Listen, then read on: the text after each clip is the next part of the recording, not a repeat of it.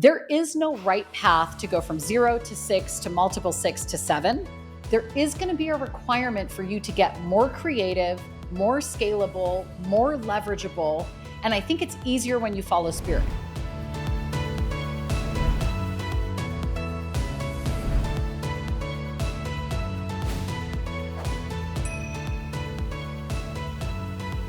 Well, welcome back to The Abundant Coach. Lauren Brollier Newton here, and I'm super happy to be with you today because we are going to talk about what does it actually look like behind the scenes when you're just starting out as a coach and you've made nothing so far, so you're at zero figures technically. What does it look like when you scale to $100,000, to $500,000, to $1 million if that's your dream? Now, I always want to start by saying, of course, you guys know me by now if you've been listening for a long time and you know this institute. There is no one size fits all. So what that means is what I say doesn't mean that it's going to be perfect for everybody. First of all, some coaches don't ever want to get to 7 figures or even 6 figures. Some people are like, can I do this without ever having employees? Or I want my employees to do everything and I just want to do 1 call a week. Or like, there's no right or wrong way. And after, this is 7 years of doing this and building to 7 figures and joining an 8-figure company and seeing and collaborating with lots of people in the industry, what I will share is that looking back, you can see there really isn't a one right way to do it.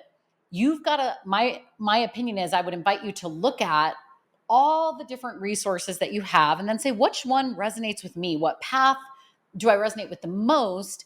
And then start taking some steps in that way. So this is all about scaling your business from 0 to 7 figures. And I want to start with a Henry David Thoreau quote. Now, for those of you who know Brave Thinking Institute, the roots of what we teach at this institute really in a lot of ways come from, not everything, but a lot of ways come from the transcendentalists, Emerson and Thoreau, Margaret Fuller, who believed that there is a part of you that transcends all condition, all circumstance, all things of this earth, that there is a part of us, call it God, call it spirit, call it life.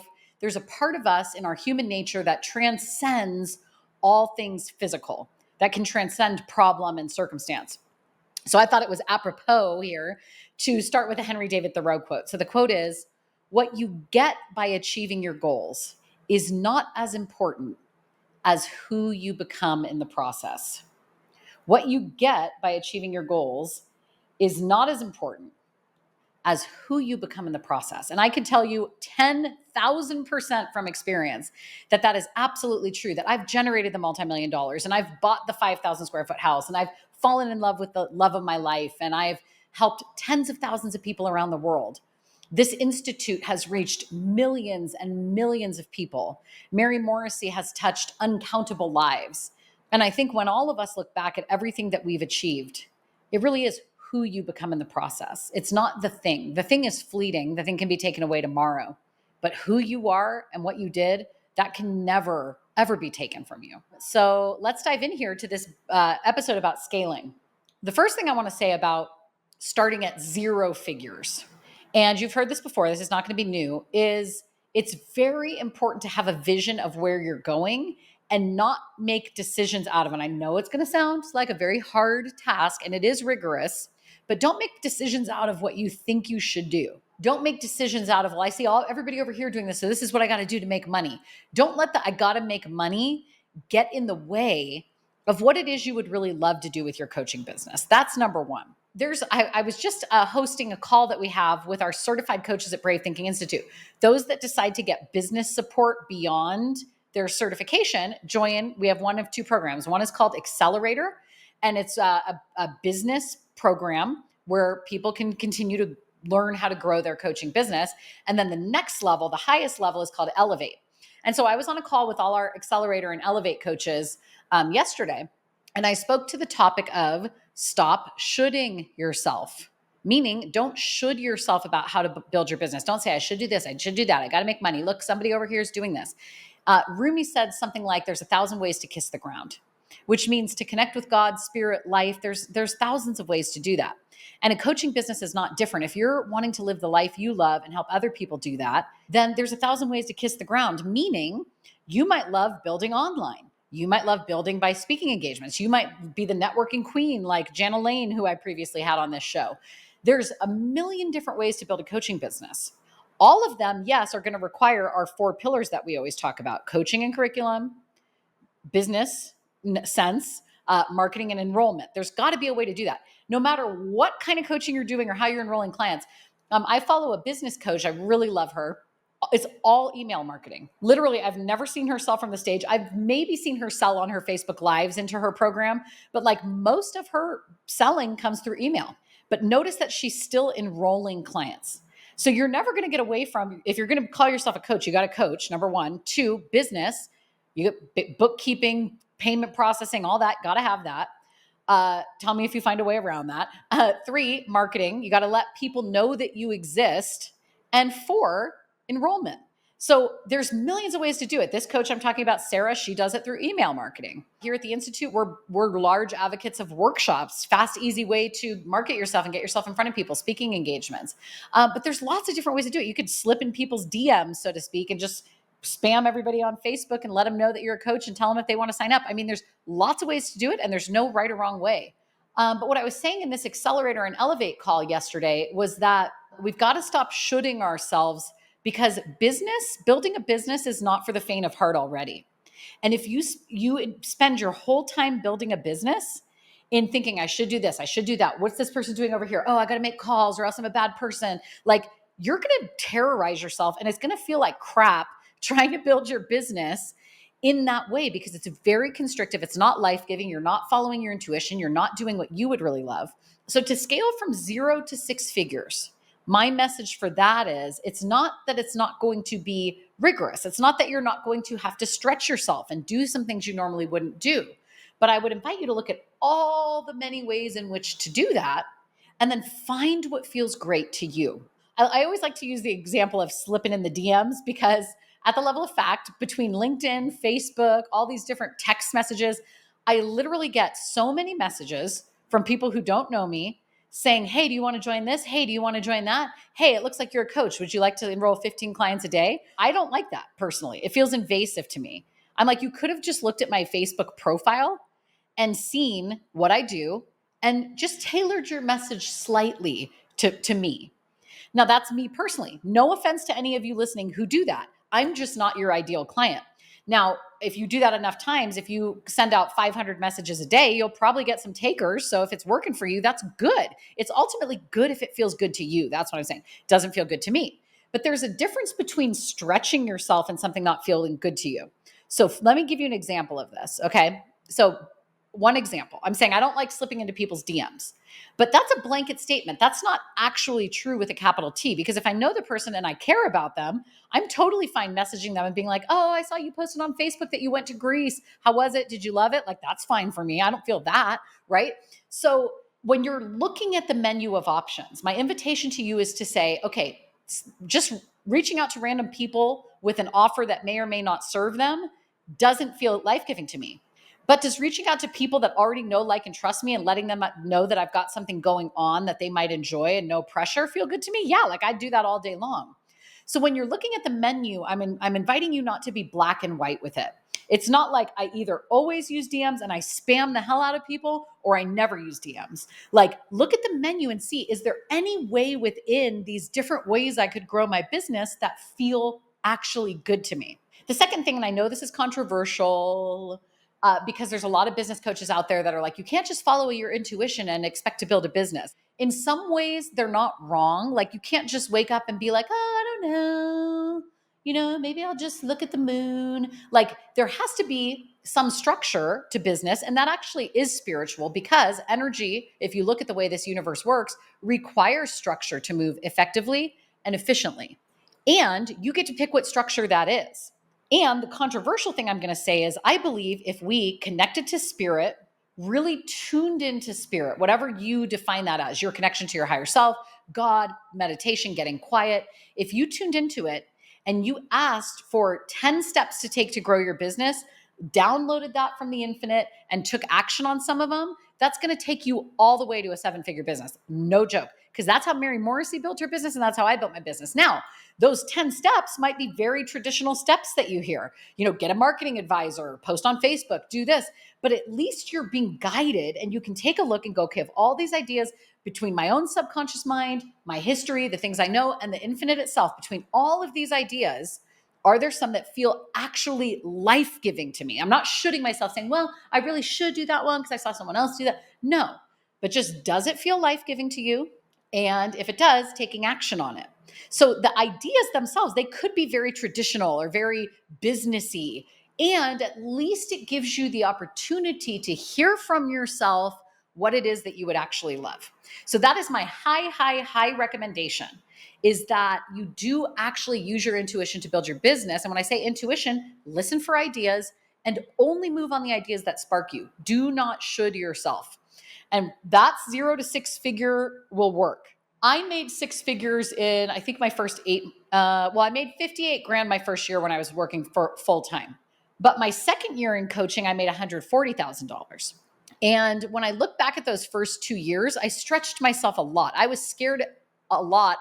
A lot of things scared me. Scared to go to marketing meetings, scared to have my first enrollment call. Like it wasn't scary, but I wanted the result and I cared enough about people to stretch myself, but I didn't break myself, and there's a difference. But when I look back at those first 2 years, I loved my life the whole time. Like there was no feeling of like, I hate this, or I'm shooting myself to do things, because I was trained by the best. I was trained by Mary Morrissey and the Brave Thinking Institute faculty. And they taught me that you don't have to struggle, work hard, stress, strive in order to have results. And so when I look back at those first, let's say 18 months, because my first $10,000 month, which is technically a 6-figure month if you calculate 10,000 times 12, was in my, hold on, let me count it, March, April, May, June, July, August, September. Yeah, my 8th month as a coach, I had my first $10,000 month. And most of that I was working full-time. So I was super pleased with that. When I started going full-time coaching, I literally slept in every day. Never set an alarm because I was sick of setting an alarm. I'd done that for years as a teacher. In my vision, I wrote, I wake up when my eyes open, right? I've talked about this on another podcast. And I started work sometimes at like 10 or 11, and then I was done at like 2 or 3, because I had a deep belief in what Mary Morrissey taught me, that there has to be a way in an infinite universe with infinite possibilities to create a 6-figure business in ways that feel life-giving to me. And I did that. And it wasn't that there wasn't stretch and struggle and all sorts of things. And then, here comes this little thing called the pandemic. Like, yes, there was all of that, but I didn't suffer at all. And that's what I'm inviting you into, is what if you could do it in ways that feel good to you? And yes, you're going to stretch, and yes, you're going to grow, and yes, you're going to be scared sometimes. But if you look at the general, like the, pie chart, it's like 95% freaking loved every minute of it. 5% that was scary as hell. Like, what if that was possible for you? Of course it is.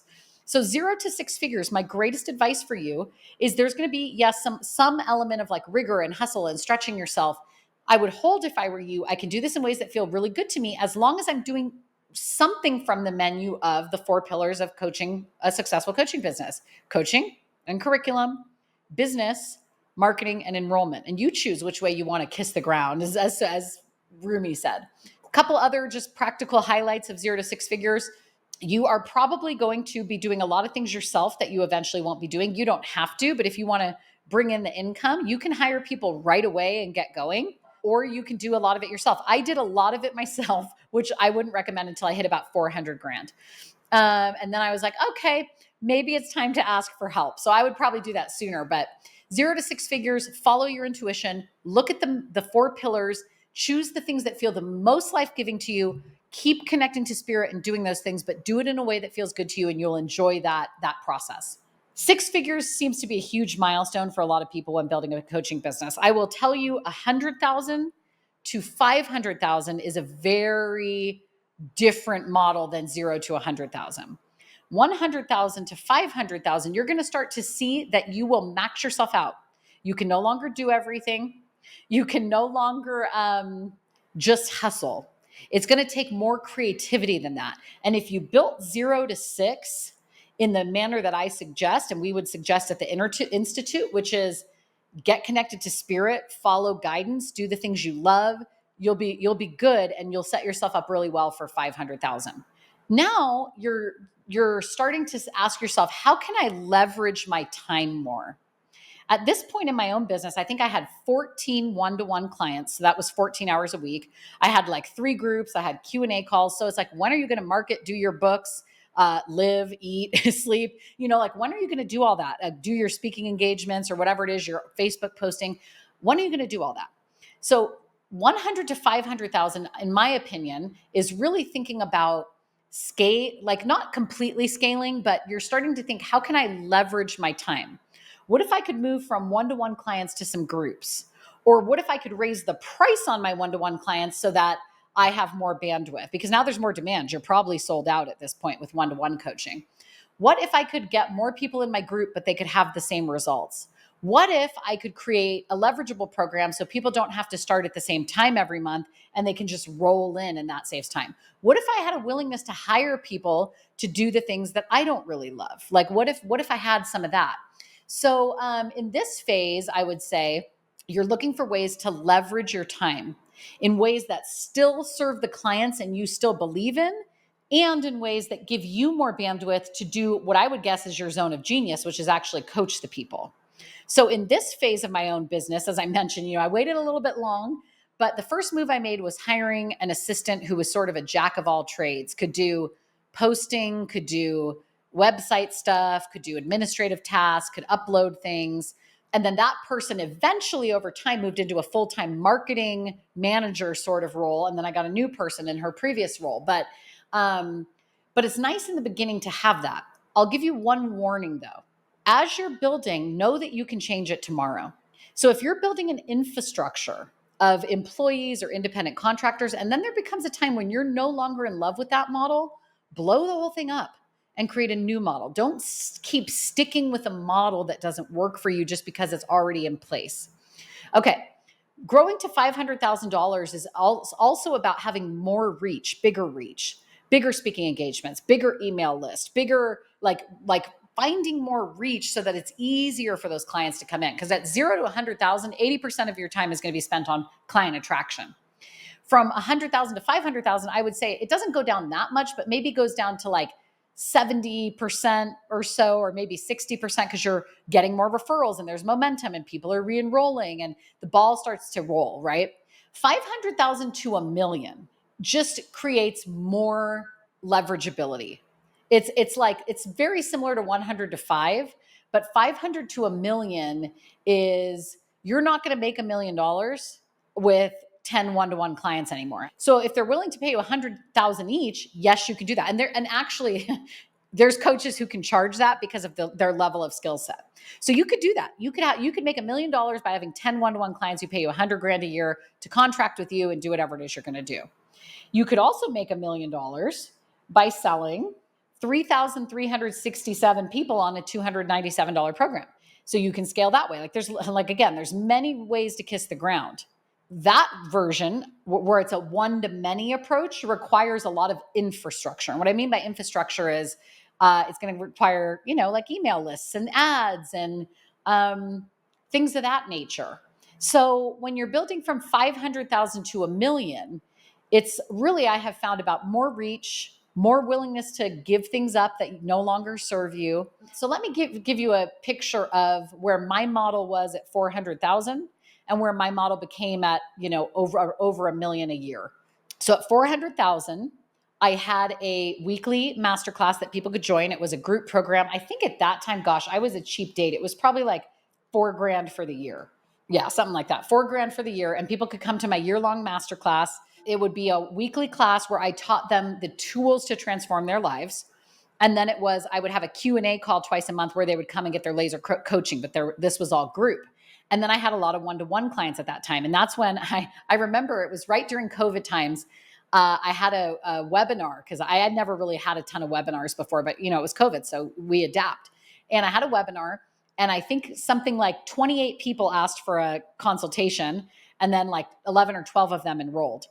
I didn't have 28 hours to spare to do all these consultations and enroll clients. So I was like, okay, I'm going to have to shift some things. So I was already probably at a $300,000 revenue there, but I didn't have any employees or anything. That was when I made the shift to, and I'm not saying this is the right thing to do, by the way. I'm just saying this is what revealed itself to me in my meditations and my awareness. I hired someone to do the administrative tasks, as I mentioned, and then I hired 2 sales gals that could help me with these sessions and enroll people into the programs. When I got to $1 million a year, I had no one-to-one coaching. My programs were more, cost more to invest with me because I had more skill and I was better at helping people create results. And I still had my year-long program. And then I found leverageable ways to work with clients. So instead of working them one-to-one, I created a model where they would come to my weekly masterclass. Everybody that worked with me came to that weekly masterclass. This is the Mary Morrissey model. It's not like I invented this. She taught me this. But then the part that I was like, oh, I could do this is instead of doing one-to-one consultations with people, I did one-to-one voice text exchanges with people. So they would fill out a form of what they wanted coaching on. I would create a voice recording, sometimes 5 minutes long, sometimes 20 minutes long, but I could do it anytime. I could do it while I was riding my horse if I wanted to. And I had I think I had 30 or 40 people at one point in that high level program. And that was about a $20,000 investment. So you can make these adjustments to be more scalable as you have people supporting your business to help you. By the time I was making, I was on track when I came to Brave Thinking Institute. I think if I didn't move to the Institute, I probably would have done 2 million in revenue that year. And that year still had all the leverageability, still had as much reach, but I made the decision. I'm not saying this is the move to make. I'm just saying this is the move I made. I didn't want to do sales calls anymore. And I didn't want my team to do it because I wasn't good at leading a sales team because I didn't have the stick-to-itiveness. I got bored easily. And so I was like, I'm not going to do any sales calls. I'm going to sell from the stage or from email this whole year.